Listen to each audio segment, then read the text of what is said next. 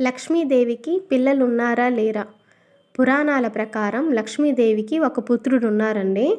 సిరి సంపదలకి, ఐశ్వర్యానికి చిహ్నంగా మనం లక్ష్మీదేవిని పూజిస్తాం. అలాంటి లక్ష్మీదేవికి అహంకారం ఎక్కువ అవుతుందో ఏమోనని మహావిష్ణువు ఈ మాట అంటారండి.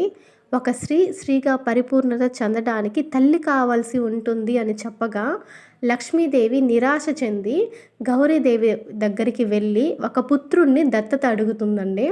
అప్పుడు గౌరీదేవి, నీవే ఒక ఇంట్లో నిలకడగా ఉండలేవు, నీకు నా బిడ్డను ఎలా ఇవ్వగలను అని అడుగగా, లక్ష్మీదేవి, నిజమే నేను నిలకడగా ఉండలేను, కానీ నేను వెళ్ళిన ప్రతి ఇంటికి నీ పుత్రుణ్ణి వెంటబెట్టుకుని వెళ్తాను.